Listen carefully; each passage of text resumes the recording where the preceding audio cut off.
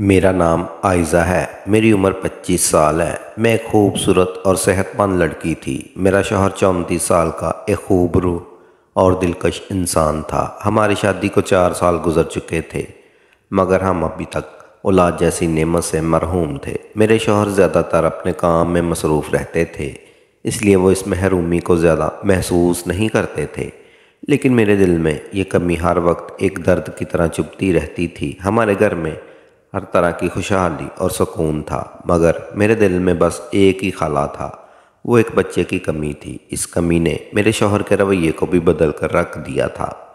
اب ان کی باتوں میں پہلے جیسی مٹھاس نہیں رہی تھی۔ وہ اکثر مجھ سے دور دور رہتے، جیسے ہی میں ان کی زندگی میں کسی کمی کی وجہ بن چکی ہوں۔ ان کے پاس اتنی دولت تھی، اگر چاہتے تو ایک لمحے میں کسی بچے کو گود لے سکتے تھے۔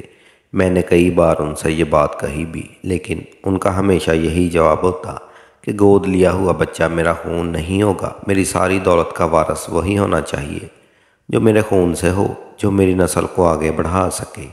ان کی بات میں سچائی ضرور تھی، مگر میری بے بسی اور دکھ کو کوئی نہیں سمجھتا تھا۔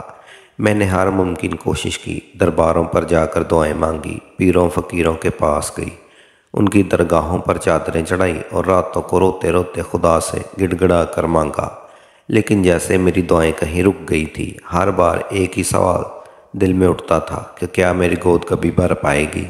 جب بھی میں شوہر سے کہتی کہ ہمارے دونوں ٹیسٹ کرواتے ہیں تو وہ غصے سے بھڑک اٹھتے اور کہتے مجھ میں کوئی کمی نہیں، اصل خرابی تمہارے اندر ہے، تم ایک بانجھ عورت ہو جو مجھے بچہ نہیں دے سکتی۔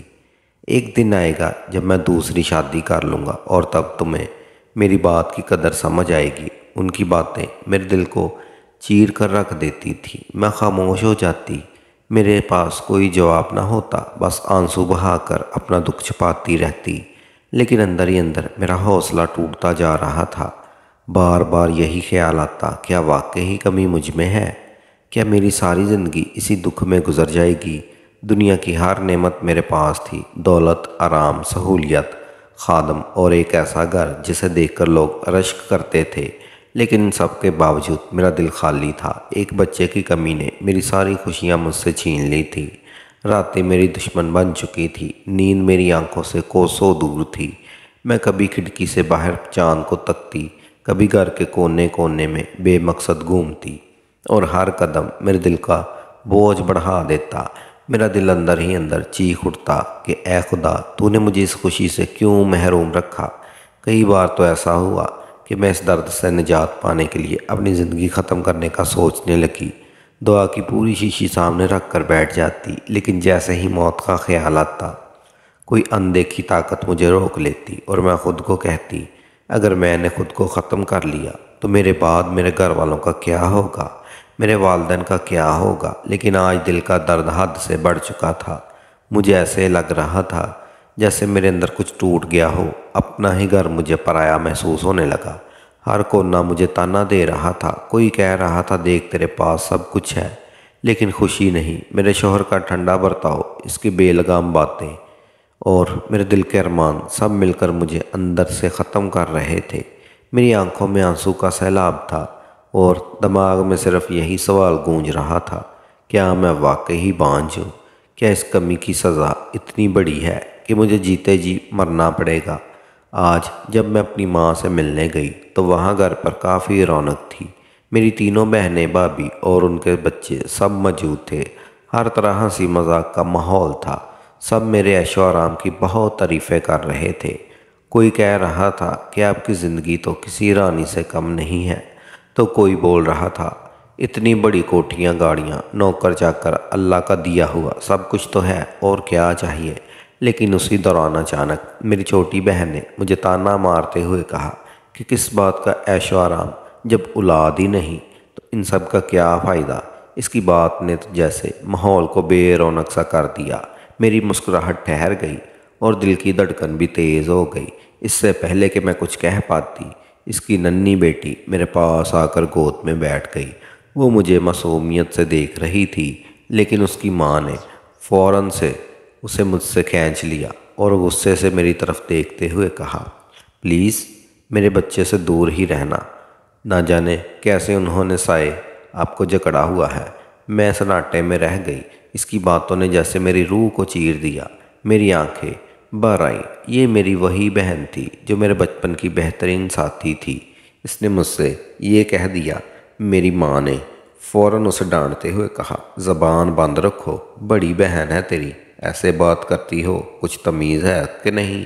لیکن تب تک دیر ہو چکی تھی۔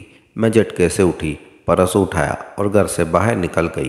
پیچھے سے میری بھابھی اور بہنیں دروازے تک آئیں۔ مجھے روکنے کی کوشش کی، لیکن میں بغیر کسی کو دیکھے سیدھے باہر چلی گئی۔ باہر ہمارا ڈرائیور کھڑا تھا۔ میں گاڑی میں بیٹھی اور سیدھا گھر پہنچ گئی۔ کمرے میں بند ہو کر پھوٹ پھوٹ کر رونے لگی۔ میری آنکھوں سے آنسو رکنے کا نام ہی نہیں لے رہے تھے۔ دل ایسے لگ رہا تھا جیسے کسی نے زور سے مسل کر رکھ دیا ہو۔ اے خدا، کیا میری یہی قسمت ہے؟ مجھے اولاد کیوں نہیں ملتی؟ کیا میں واقعی اتنی بے بس ہوں؟ میرے من میں یہی سوال بار بار گونج رہا تھا۔ رشتہ داروں کی باتیں، ان کے تانے، سب میرے اندر زہر کی طرح اتر چکے تھے۔ مجھے ایسا لگ رہا تھا جیسے میری روح ٹوٹ چکی ہو۔ ایک پل کو لگا کہ سب ختم کر دوں، اس درد سے ہمیشہ کے لیے نجات پا لوں۔ لیکن پھر وہی سوال کہ اگر میں مر گئی تو کیا میرا درد ختم ہو جائے گا؟ کیا میری دعاؤں کا جواب ملے گا؟ میں بس روتے ہوئے خدا سے ایک ہی فریاد کر رہی تھی، مجھے ایک اولاد دے دو، صرف ایک۔ اس سے زیادہ میں کچھ نہیں مانگتی۔ تھوڑی دیر بعد شوہر کمرے میں آئے اور مجھے زمین پر اس حالت میں دیکھ کر وہ بھی گھبرا گئے۔ انہوں نے بغیر سوچے سمجھے اپنا لیپ ٹاپ اور باقی چیزیں ایک طرف پھینک دی اور میری طرف دوڑے۔ انہوں نے مجھے سینے سے لگا لیا۔ ان کی موجودگی میں میرا درد جیسے اور بھی بڑھ گیا۔ میں ان کے گلے لگ کر داڑے مار مار کر رونے لگی۔ انہوں نے مجھے جب کرانے کی ہر کوشش ممکن کی، لیکن میرے آنسو تھے کہ تھمنے کا نام ہی نہیں لے رہے تھے۔ میرے من میں ایک ہی بات چل رہی تھی اور وہ میری زبان پر آ گئی۔ میں نے شوہر کی طرف دیکھا۔ میری آنکھوں میں آنسو اور آواز میں درد تھا۔ میں نے تقریباً ضد بھرے لہجے میں کہا، مجھے نہیں معلوم، ہم ابھی کے ابھی ڈاکٹر کے پاس جائیں گے۔ مجھے بچہ چاہیے۔ ہم دونوں کا چیک اپ ہوگا۔ جو بھی خرابی ہے ہم اسے مل کر ٹھیک کریں گے۔ لیکن اگر آج مجھے بچہ نہ ملا، میں خود کو ختم کر لوں گی۔ میرے الفاظ نے میرے شوہر کو بھی ہلا کر رکھ دیا تھا۔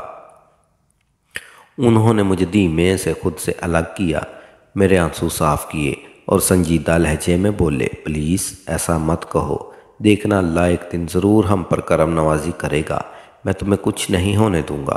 مجھے سمجھانے کی کوشش کرنے کے باوجود جب انہوں نے دیکھا کہ میں کسی بھی طرح خاموش نہیں ہو رہی، تو وہ فوراً کھڑے ہو گئے اور بولے، ٹھیک ہے، ہم ابھی ڈاکٹر کے پاس چلتے ہیں۔ میں نے جلدی سے خود پر ایک سفید چادر لپیٹی اور گاڑی میں جا کر بیٹھ گئی۔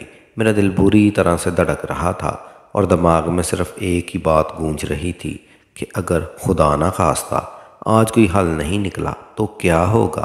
کچھ دیر میں ہم ہسپتال پہنچ گئے۔ وہاں موجود ڈاکٹر، جو بہت ہی تجربہ کار تھی، وہ سامنے بیٹھی چند ضروری سوالات کرنے لگی۔ ان کے سوال پوچھنے کا انداز مجھے اور زیادہ بے چین کر رہا تھا۔ میں تو بس انہیں یہ کہنا چاہتی تھی کہ ڈاکٹر، ہمیں بس ایک بچہ چاہیے، باقی باتیں آپ جانیں اور خدا جانے۔ ڈاکٹر نے ہمارے ٹیسٹ کیے اور کہا کہ انتظار کریں، رپورٹ آنے میں تھوڑا وقت لگے گا۔ لہٰذا میں اور میرا شوہر خاموش بیٹھے رہے۔ کمرے میں عجیب سا سناٹا تھا۔ ڈاکٹر کے کہنے پر ہم کنٹین پر چلے گئے۔ وہاں میرے شوہر مجھے بہت غور سے دیکھ رہے تھے۔ ان کی نظروں میں مجھے کچھ الگ سا فکر رہا، شاید مجھے کھونے کا ڈر۔ پھر اچانک سے انہوں نے میرا ہاتھ پکڑا اور آہستہ سے پوچھا، تم اتنی زیادہ پریشان کیوں ہو؟ میں تمہارے لیے کسی بچے کا بندوبست کر لوں گا، شرط یہ ہے کہ اگر تم اسے اپنا بچہ مان لو تو۔ یہ سننے کی دیر تھی کہ میں اچانک غصے سے کھڑی ہو گئی۔ ان پر آگ بگولا ہوتے ہوئے بولی کہ اس کا یہ کوئی حل نہیں۔ میرے بس نہیں چل رہا تھا، نہیں تو میں اپنے شوہر کا منہ نوچ لیتی۔ انہوں نے یہ بات اتنی آسانی سے کیسے بول دی؟ پھر وہ مجھے سمجھانے لگے، لیکن میں بے قابو ہو گئی تھی۔ لہٰذا پھر وہ مجھے صرف اتنا بول کر دفتر چلے گئے کہ ٹھیک ہے، جیسے تمہاری مرضی، میں اب تمہیں کچھ نہیں کہوں گا۔ جبکہ میں حال میں ہی سر پکڑ کر بیٹھ چکی تھی۔ میرے شوہر کو یہ اچانک سے کیا ہو گیا تھا؟ ایک طرف تو وہ اتنے اچھے تھے، پھر وہ مجھے ایسی باتیں کیسے بول سکتے تھے؟ لیکن میں چاہ کر بھی اس کا جواب نہیں ڈھونڈ پائی تھی۔ پورا دن ایسے ہی سوچتے ہوئے گزر گیا۔ خیر، یہ کافی سوچ و بچار کے بعد کہیں نہ کہیں میرے شوہر کی بات مجھے اب ٹھیک لگنے لگی تھی۔ وہ صحیح بول رہے تھے۔ اگر واقعی ہم بچہ باہر سے گود لے لیتے تو پورا خاندان ہی ہمارے سر پر کھڑا ہو جاتا، اور میرا شوہر ایسا ویسا کوئی کام نہیں کرنا چاہتے تھے۔ اچانک میری نظر ہمارے کچن میں پڑی۔ وہاں پر ہمارا نوکر کام کرنے میں مصروف تھا۔ کہنے کو تو اس کی عمر 19 سال کی تھی، لیکن اس نے خود کو اس طرح سنبھالا ہوا تھا کہ وہ 24 کا لگتا تھا۔ پھر وہ میرے دماغ میں عجیب عجیب سے خیالات آنا شروع ہو گئے۔ ایک ایسی بات میرے دماغ میں آ رہی تھی جس کو اگر کوئی اور سوچتا تو اس کی روح کانپ جاتی۔ میرے شوہر نے جو بات کہی تھی وہ مجھے اب تلک لگ رہی تھی۔ سارا دن سوچنے کے بعد میں نے یہ کام کرنے کے لیے خود کو تیار کر لیا تھا، اور آخرکار مجھے یہ آدمی اپنے لیے صحیح لگا۔ ایک تو ہمارا نوکر تھا، دوسرا اس سے بدنامی کا ڈر بھی نہیں تھا۔ گھر کی بات گھر میں رہ جانی تھی۔ میں سوچ چکی تھی کہ آج جب شوہر گھر سے جائے گا تو میں نوکر سے اس بارے میں ضرور بات کروں گی، لیکن اس سے پہلے میں نوکر کو راضی کرنا چاہتی تھی۔ اس لیے کچھ سوچ کر میں کچن میں چلی گئی۔ ہمارا نوکر اپنے کام میں اس قدر مصروف تھا کہ اسے میری موجودگی کا اندازہ تک نہیں ہوا کہ میں کب اسے کچن میں آئی ہوئی ہوں۔ پھر میرے اچانک اس کے سامنے آنے پر وہ بہت ہی بری طرح سے جھجک گیا، جبکہ میں مسکراتے ہوئے اس کے پاس کھڑی ہو گئی۔ میں نے محسوس کیا اس دوران وہ بہت زیادہ گھبرا رہا تھا۔ میں نے بہانے سے اس کا ہاتھ پکڑا اور اس کی آنکھوں میں دیکھتے ہوئے بولی، اور سناؤ، آپ کی بیوی کیسی ہے؟ میرے اتنا پوچھنے کی دیر تھی کہ وہ حیرانگی سے صرف میری طرف دیکھتے ہوئے بولے کہ مالکن، آپ شاید بھول رہی ہیں کہ میری بیوی کی 2 مہینے پہلے ہی موت ہو گئی ہے۔ جبکہ اس کی اس بات سے مجھے فوراً ہی یاد آیا تھا، اور میں اندر ہی اندر مسکرانے لگی تھی، کیونکہ یہ خوبرو لڑکا میرے لیے بڑے ہی کام کا بندہ تھا۔ میں جانتی تھی یہ بھی ایسا ہی چاہتا ہوگا جیسا میں چاہتی ہوں، اس لیے یہ میرا کام ضرور کرے گا۔ میں نے زیادہ گھما پھرا کر بات کرنا ٹھیک نہیں سمجھا اور صاف لفظوں میں اس کے سامنے اپنی بات رکھ دی۔ میرے منہ سے یہ الفاظ سننے کی دیر تھی، وہ فوراً ہی اچھل پڑا اور منع کرنے لگا کہ نہیں میڈم، میں ایسا کام ہرگز نہیں کروں گا۔ لیکن جیسے ہی میں نے اسے ڈھیر سارے پیسوں کا لالچ دیا تو اچانک سے اس کا دماغ مجھے بدلتا محسوس ہوا، اور پھر سوچنے کے بعد اس نے مجھ سے تھوڑا وقت مانگا۔ رات کو جب میرے شوہر آئے تو میں نے انہیں کچھ نہیں بتایا، کیونکہ میں یہ سب کچھ ان سے چھپا کر کرنا چاہتی تھی۔ میرے شوہر بھی اس رات کافی خاموش سے تھے۔ شاید انہیں میرا یہ رویہ خاص پسند نہیں آیا۔ پھر میرے شوہر کو مجھ سے اتنی جلدی لڑائی کی امید نہیں تھی، لیکن کچھ ہی دیر میں وہ سو گئے اور میں بھی اپنے نوکر کے بارے میں سوچنے لگی۔ اگلے ہی دن میرا 19 سال کے نوکر نے مجھے گرین سگنل دے دی، جبکہ میں ایک بار پھر سے سوچوں میں گم ہو چکی تھی کہ کیا میرا یہ سب کرنا میرے لیے ٹھیک رہے گا، یا پھر کوئی اور نئی مصیبت میرے لیے انتظار میں کھڑی ہوگی۔ لیکن میں مرتی کیا نہ کرتی۔ مجھے بچے کی خواہش ہی اتنی تھی کہ میں اپنا مطلب پورا کرنے کے لیے اگلے دن ہی تیار ہو گئی۔ مگر اگلی صبح یہ دیکھ کر میں ایک دم سے حیران اور پریشان رہ گئی کہ وہ نوکر ہمیں بتائے بغیر ہی نوکری چھوڑ کر گھر سے بھاگ گیا۔ یہ دیکھ کر میں پھر سے اپنی قسمت پر رونے لگ گئی۔ بالآخر نوکر سے مایوس ہونے کے بعد ایک بار پھر میں اپنے شوہر کے پیچھے پڑ گئی کہ اسے اپنا چیک اپ کرانا چاہیے، مگر اس بار اس کا اندازہ دیکھ کر حیران رہ گئی۔ وہ تو مسلسل اپنا سر کھرچ رہا تھا۔ میں نے اپنے شوہر کے ساتھ بیٹھنے کی ہمت کی۔ میں نے سوچا کہ ایک آدمی کو اپنی بیوی کی ضرورت ہوتی ہے۔ میں ڈاکٹری علاج سے زیادہ واقف تو نہیں تھی، مگر اتنا مجھے ضرور پتہ تھا کہ اگر میرے شوہر میں یا میرے ساتھ کوئی مسئلہ ہوتا تو ہم اس کا علاج کروا سکتے تھے، اور خدا نے ہمیں اتنا دیا تھا کہ ہم کسی اور ملک جا کر بھی اس کا علاج کروا سکتے تھے۔ میری بات سننے کے بعد میرے شوہر پھر سے ڈاکٹر کے پاس جانے لگے، مگر جانے سے پہلے انہوں نے مجھ سے اتنا کہہ دیا تھا کہ میں نے تجھے پہلے بھی کہا تھا اور اب بھی یہی کہہ رہا ہوں کہ مجھ میں کوئی خرابی نہیں، خرابی صرف تمہارے اندر ہے۔ تم ایک بنجر زمین ہو جس پر کبھی فصل نہیں اگ سکتی، مگر تم میری بیوی ہو اور مجھے تم سے پیار ہے، اس لیے اگر ٹیسٹ کے بعد تم میری خرابی آئی ہو تو میں دوسری شادی کر لوں گا۔ اور تم مجھے اس کام کے لیے منع نہیں کرو گی۔ میرے شوہر کی یہی باتیں کل بھی مجھے اتنا دکھ دیتی تھی اور آج بھی میرے دل کو چھلنی کر رہی تھی، اور ہمیشہ ان کی اس دھمکی پر خاموش ہو جاتی تھی۔ ان کی باتوں کے جواب میں میرے پاس کوئی جواب نہیں ہوتا تھا، مگر آج مجھ میں یہ بات سہنے کے لیے بہت سارا حوصلہ تھا۔ میں نے بھی اپنے شوہر کو بول دیا تھا کہ ٹھیک ہے، اگر خرابی آپ میں ہوئی تو آپ دوسری شادی کر لینا، لیکن اگر خرابی آپ میں ہوئی تو آپ مجھے آزاد کر دینا۔ میرا جواب سن کر شوہر ایک دم ہکا بکا رہ گیا۔ شاید اسے مجھ سے اس بات کی امید نہیں تھی، مگر وہ میری بات مان گیا، اور میں اب روز روز کی دھمکیوں اور تانوں سے تنگ آ چکی تھی۔ کئی بار غلط راستے پر بھی چلی گئی تھی، مگر اب میں نے سوچ لیا تھا کہ چاہے جو بھی ہو جائے میں یہ ٹیسٹ کروا کر ہی رہوں گی۔ پھر ہم دونوں ڈاکٹر کے پاس آئے اور اپنے اپنے ٹیسٹ کروائے، مگر جب رپورٹ آئی تو ہم دونوں ہکا بکا رہ گئے، کیونکہ خرابی مجھ میں نہیں بلکہ میرے شوہر میں تھی۔ میں یہ بات بھی جانتی تھی کہ اگر میرے ٹیسٹ صحیح نہیں آئے تو یہ مجھے اور زیادہ تانے دیں گے، مگر اب خود پر کوئی الزام تک برداشت نہیں کر پا رہے تھے۔ رات کافی ہو گئی تھی، اس لیے میں سونے میں ہی اپنی خیر سمجھ رہی تھی۔ میں جانتی تھی کہ میرا شوہر رات سے پہلے گھر واپس نہیں آئے گا، اس لیے میں خود کو اور زیادہ تکلیف نہیں دینا چاہتی تھی، اس لیے میں چپ چاپ سو گئی۔ تقریباً رات کا آخری پہر تھا جب میرا شوہر میرے برابر آ کر لیٹ کر، پھر جب میں نے ان کے قریب ہونا چاہا تو وہ مجھ سے دور ہو رہے تھے، لیکن پھر میں ان کے قریب چلی گئی اور انہیں اپنے وجود کے ہونے کا احساس دلانے لگی۔ دراصل وہ اندر ہی اندر بہت زیادہ شرمسار ہو رہے تھے کہ میں اپنی بیوی کا کیسے سامنا کروں گا۔